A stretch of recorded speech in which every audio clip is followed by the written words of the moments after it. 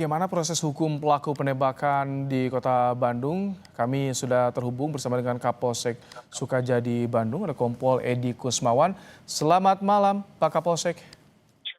Selamat malam Pak Ibrahim. Pak Kapolsek, ini kan kabarnya pelaku mengaku sebagai wisatawan, namun kehabisan uang. Emang direncanakan datang ke Bandung untuk menjual emas palsu? Atau seperti apa sebetulnya modusnya ini, Pak?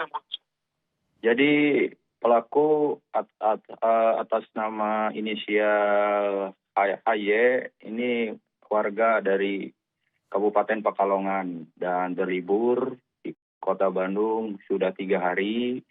Kemudian kehabisan ongkos dan punya keinginan untuk menjual sebuah liontin yang beratnya kurang lebih 7 gram.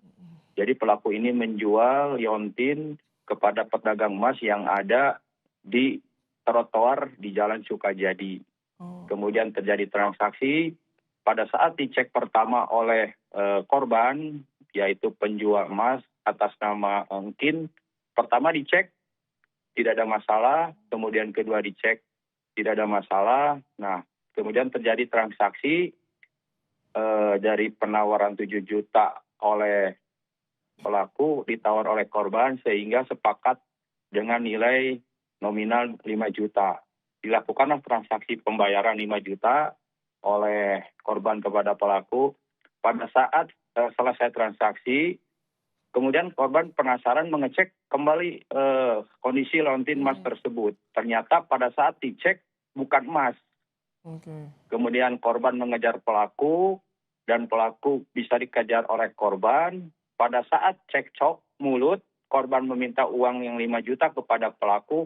Pelaku mengeluarkan senpi senjata airsoft gun dan menembak korban sebanyak 5 kali.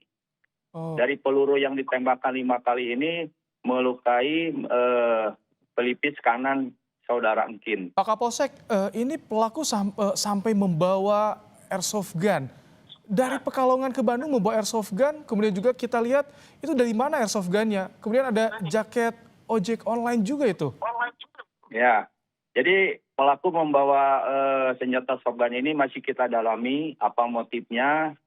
Kalau pengakuan dari pelaku sementara ini adalah berlibur ke Kota Bandung. Ya, tapi berlibur membawa senjata soft gun ini kita dalami lagi motifnya. Kemudian mengenakan pakaian ojek ini, pelaku ini membeli dengan secara online. Jadi pelaku ini bukan komunitas dari ojek. Ya, jadi memang sengaja membeli dari online jaket ojek tersebut. Ya, makanya mungkin jadi sepertinya ini seperti sebuah perencanaan. Dia mampu juga membeli jaket ojek online, membawa juga senjata ke Kota Bandung. Ini akan diperiksa terus, termasuk istri pelaku juga diperiksa, Pak? Ya, jadi kita dalami lagi motif pelaku. Untuk sementara ini pelaku ini berlibur ke Bandung. Namun kita dalami pengakuan daripada pelaku ini. Dan dari pelaku ini kita sudah selesai melaksanakan pemeriksaan. Maka kita kenakan juga pasal, ada 3 pasal yang kita terapkan kepada pelaku. Yaitu pasal 378, penipuan, kemudian juga karena melukai saudara Engkin, korban, dengan senjata soft gun ini kita terapkan juga dengan pasal 351 KUHP dan pasal terakhir yaitu Undang-Undang Darurat RI nomor 12 tahun 1951 memiliki senjata api tanpa izin, ancamannya bisa 20 tahun. Ini tindak kejahatan di lokasi, bahkan itu dekat dengan lokasi wisata jika di Kota Bandung. Jadi imbauan bagi warga yang terutama yang tengah berwisata juga nih, Pak Kapolsek, agar terhindar dari aksi kriminalitas. Jadi kami selaku Kapolsek Sukajadi Polrestabes Bandung menghimbau kepada pengunjung yang memang mayoritasnya di Jalan Sukajadi ini daerah wisata, terutama ada juga PPJ.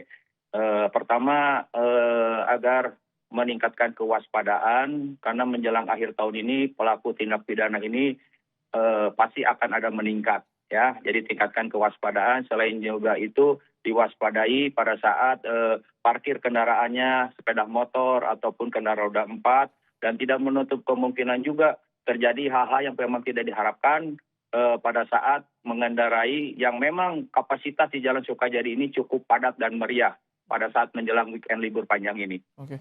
Pak Kapolsek, kalau korban kondisinya bagaimana saat ini, Pak?